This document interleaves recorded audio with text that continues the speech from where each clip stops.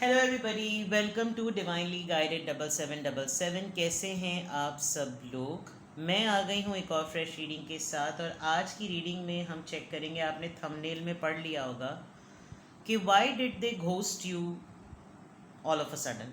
क्योंकि घोस्टिंग तो all of a sudden ही होती है। यहाँ मैं ये ज़रूर बता दूँ कि ब्रेकअप, घोस्टिंग, गैस लाइटिंग, ये जितनी भी टर्मिनोलॉजीज़ हैं जो कि रिलेशनशिप के लिए यूज़ होती हैं, इनकी टर्म्स को समझना बहुत इम्पॉर्टेंट है। कुछ लोग मुझे वॉइस नोट करके जब रीडिंग्स के लिए इंक्वायरी ले रहे होते हैं तो वो इतनी बड़ी बड़ी टर्म्स यूज़ करते हैं, फिर जब अपनी सिचुएशन एक्सप्लेन करने पर आते हैं तो इतना बड़ा मसला होता नहीं है। घोस्टिंग इज़ समथिंग लाइक कि आपके पर्सन ने रिलेशनशिप को एकदम से ख़त्म कर दिया, ना कुछ बताया, ना कोई क्लोजर दिया, ना कुछ reason the, all of a sudden dead lock, ख़त्म। तो आज मैं रीडिंग करूँगी, ये उन्हीं लोगों से मैच करेगी जो इस सिचुएशन से गुज़रे हैं।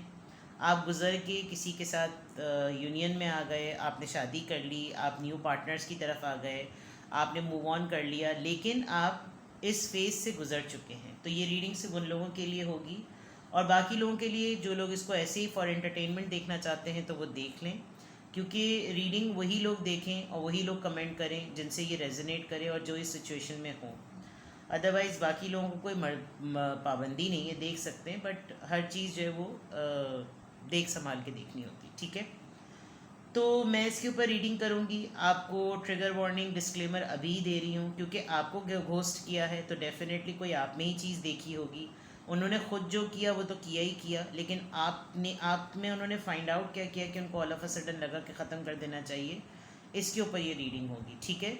आप आज भी वो आंसर्स ढूंढते हैं, आप भी आज भी आपको ये क्यूरोसिटी होती कि हुआ क्या था। मौका तो मिले मुझे पता करने का, मुझे मालूम तो चले कि हुआ क्या था। तो उस पर ये रीडिंग होगी जो कि टाइमलेस, जनरल और कलेक्टिव है। जब कभी भी आपकी नज़र से गुजरेगी तो ये आपका उस वक्त का मैसेज होगा।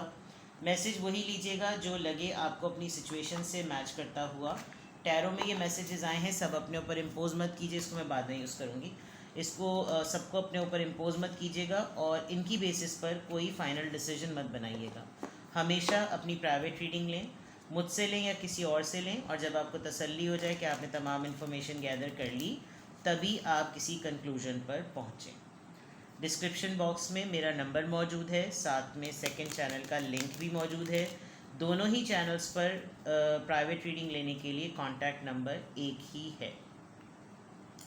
Coming back to the point, coming back to the reading, why did they ghost you. उन्होंने आपको घोस्ट क्यों किया, आपके पर्सन ने आपको घोस्ट क्यों किया। सिंपल रीडिंग है, सिंपल क्वेश्चन है। Let's identify, let's find out, जानने की कोशिश करते हैं। Please give me answers. Y did they ghost you, Y did they ghost you. Healing heart, healing heartbreak, toxicity, addiction, abusive relationship. The golden mirror, narcissist, love bombing, self-absorbed, one-sided. Not today, boundaries and hurt, avoiding conversation, not dealing, still upset, heartbroken. Deeply hurt and sad, feeling loss, grieving and despair and breakup.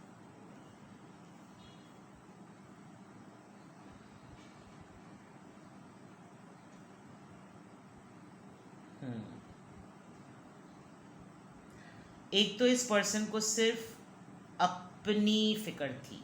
एक बात, ये person कभी भी नहीं ये सोच सकता था कि इसको कोई हरा देगा।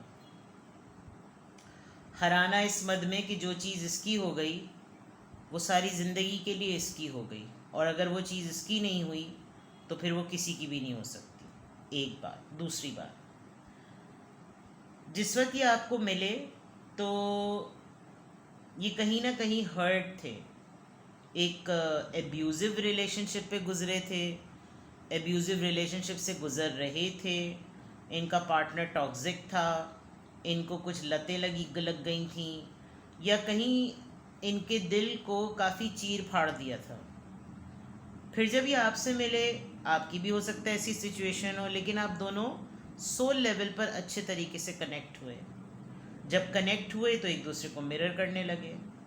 इनको आपका वजूद अच्छा लगता था, आपको इनका वजूद अच्छा लगता था, लेकिन आप थोड़े से एक्स्ट्रा थे।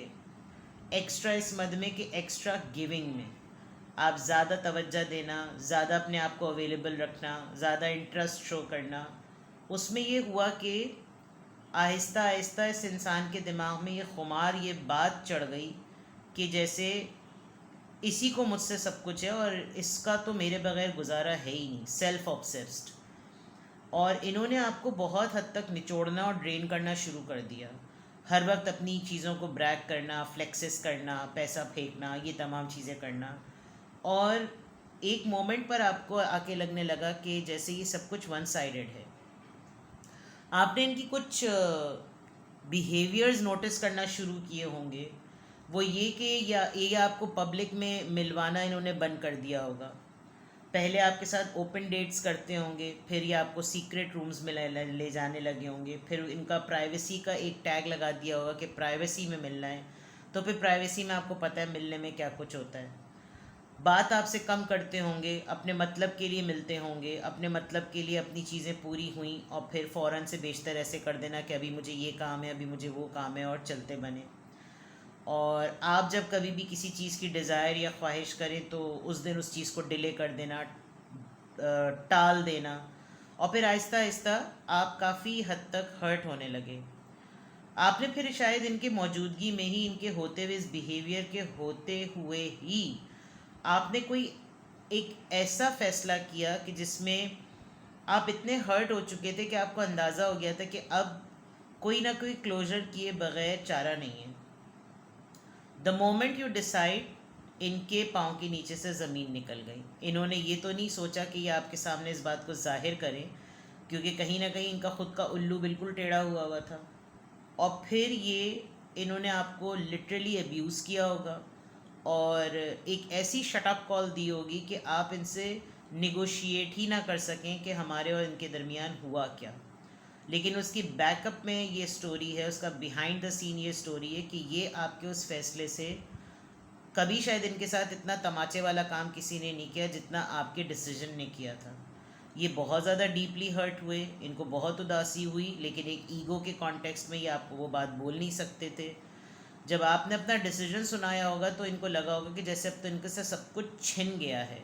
इनको अपना आप पछतावे में और दुख में, तकलीफ़ में, रंज में, नुकसान में और ब्रेकअप का सोच के, क्योंकि उससे पहले शायद इन्होंने ये चीज़ सोची ही नहीं थी कि आपके और इनके दरमियान भी कभी डिटैचमेंट होगी। एक मैंने कहा है ना, सेल्फ एब्जॉर्ब, सेल्फ ऑब्सेस्ड।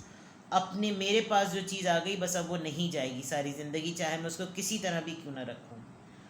तो फिर इन्होंने कहा कि मेरी तो हर हालत में जीत होनी चाहिए, और इन्होंने ऑल ऑफ अ सडन आपको शट अप कॉल दे दी। तो कॉन्टेक्स्ट और सिनेरियो तो ये नज़र आ रहा है कि इन्होंने आपको इस तरीके से, इस वजह से घोस्ट किया कि एक होता है ना, इंसान को चढ़ा देते हैं कुछ लोग, तो ये चढ़े हुए थे। और पुराना रिश्ता इनका बहुत ख़राब रहा होगा, तो इन्होंने सीख लिया होगा कि कोई भी लॉयल नहीं होता। जब मैं भी लॉयल नहीं हूँ तो मेरे साथ कोई लॉयल क्यों होगा। तो फिर हर किसी को उसके हिसाब से डील किया जाए, और ज़्यादा तो अपने आप को प्रायोरिटी दी जाए और अपनी बात को रखा जाए। और आपने इनको शायद ट्रीट भी ऐसे ही किया। तो एक होता है ना दिमाग ख़राब हो जाने वाली बात, दिमाग जो था ना वो इनका ख़राब गया। डेट्स आप लोगों ने बहुत मनाई हैं, बहुत डेट्स आप लोगों ने गुजारी हैं, और उन तमाम डेट्स में कहीं ये भी हुआ कि ये आपके होते हुए भी अपने लिए, जब इनको ये वाला फ़ेज़ आया होगा, इन्होंने इस फेज़ में होने के बाद कुछ ऑप्शंस अपने लिए ओपन कर दिए होंगे। ये आपको अक्सर बताते भी होंगे कि मेरी पुरानी एक्स गर्लफ्रेंड्स, बॉयफ्रेंड मुझे कांटेक्ट करते हैं ऑनलाइन। उस हो सकता है उस वक्त के दौर की बात हो जब न्यू ऑनलाइन तमाम चीज़ें स्टार्ट हुई थी। तो क्योंकि ज़ाहिरी बात है मेरे ज़्यादातर व्यूअर्स जो हैं वो 35 to 45 50 के ब्रैकेट में आते हैं। बिल्कुल टीनेजर्स या अर्ली 20s वाले लोग नहीं देखते मेरी रीडिंग। एज ब्रैकेट हमें पता चल जाता है।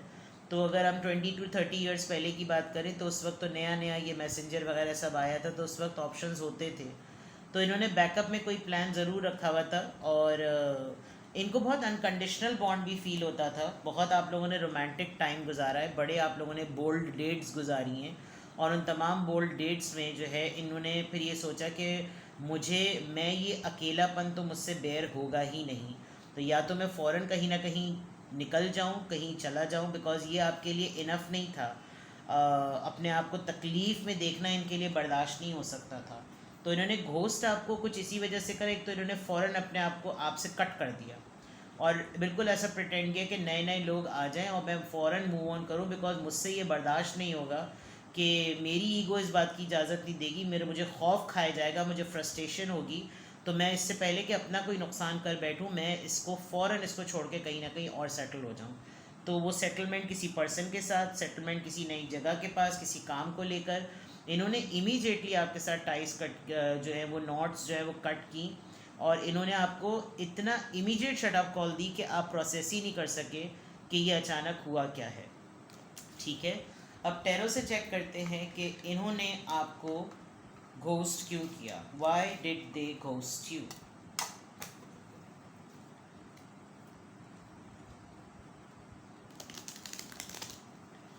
Y did they ghost you?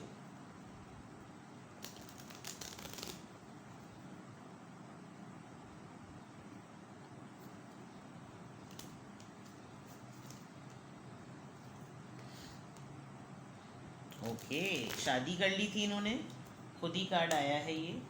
या तो आपको इनको ये शादी का पता चल गया था, या इन्होंने आपके सामने शादी कर ली थी, इनके 2 बच्चे थे, या आपको ये बात बाद में पता चली, या आपको पहले पता चली, but they got married. Y did they ghost you? ये कार्ड खुद ही फ्लिप होकर आया, इसलिए मैंने ले लिया। क्यों इन्होंने आपको घोस्ट किया? टेम्परेंस, बैलेंस नहीं मेंटेन कर पा रहे थे।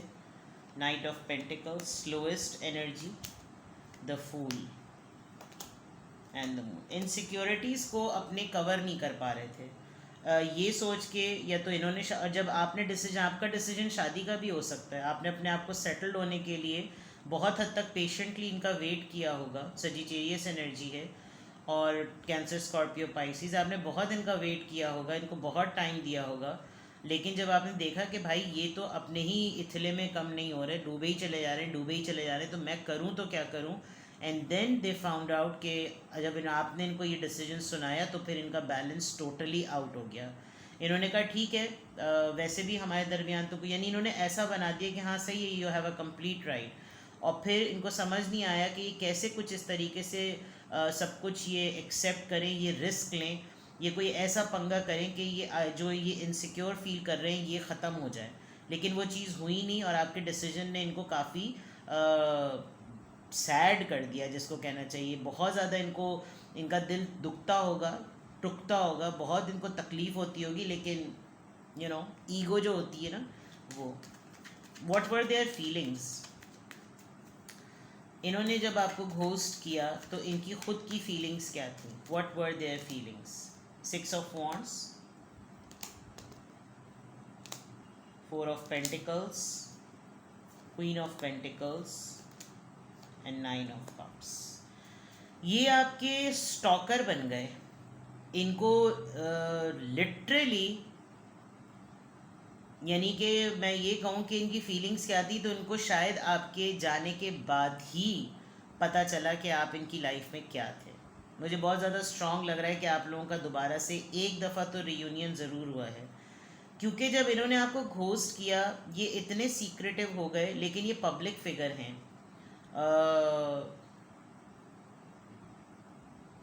आपने बहुत ग्रेसफुली इनके साथ नॉट्स कट किए, तो इनको ये लगा कि ठीक है भाई, उसका राइट बनता है, मैंने दिया ही क्या था उसको, जिसकी वजह से उसको मेरे साथ अटैच रहना चाहिए था। तो काफ़ी अरसे तक तो इन्होंने अपने आप को बहुत रिजर्व रखा है, और अपने फाइनेंसेस पर, अपने फेम पर इन्होंने काम किया।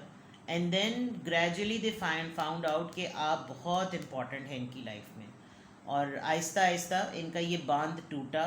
और हो सकता है इन्होंने आपको एक दफ़ा कांटेक्ट ज़रूर, जिस पर्सन को माइंड में रख के आप रीडिंग देख रहे हैं, एक दफ़ा तो उसने ज़रूर आपको कांटेक्ट किया है। और कांटेक्ट करने के बाद एक होता है ना कि एक दूसरे को ये बावर करा देना कि हम दोनों एक दूसरे की ज़िंदगी में आगे बढ़ गए, हम अपनी अपनी ज़िंदगियों में मूव ऑन कर गए, तो आज मैं कहाँ हूँ, तुम कहाँ हो, लाइफ सेटल हो गई। लेकिन एक खलिश जो होती है ना वो दिल में रह जाती है।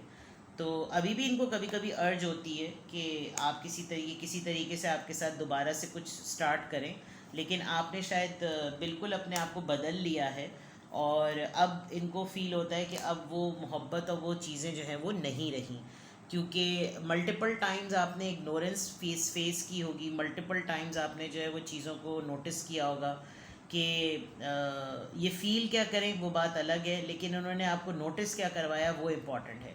तो जो आपने नोटिस कर लिया वो आपके माइंड में बैठ गया, और जो इनकी फीलिंग्स हैं वो तो घोस्टिंग की नज़र हो गई। तो इन वजूहात की बिना पर इन्होंने आपको घोस्ट किया, अपनी अना पे ले गए ये मसले को।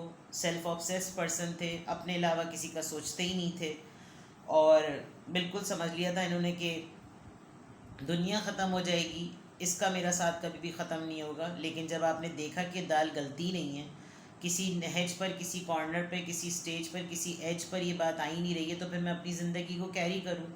और फिर आपने जब कैरी किया तो फिर इनके पाँव के नीचे से ज़मीन निकली, और उसके बाद इन्होंने जितनी भी चीज़ें, जितनी भी इंफॉर्मेशन को, जितने भी लाइफस्टाइल को अपने प्रोसेस करने की कोशिश की, घोस्टिंग के बाद इनकी फीलिंग्स आपके लिए स्ट्रांगली डेवलप हुई। और अब ये आज भी, लिटरली आज भी सोचते हैं that you been the most important significant person जिसने इनको बहुत अनकंडीशनल मोहब्बत दी। मैंने शुरू में कहा था ना, आपने कुछ ज़्यादा ही कर दिया था, तो वो ज़्यादा ही करने में जो है ना इनका दिमाग ख़राब हो गया।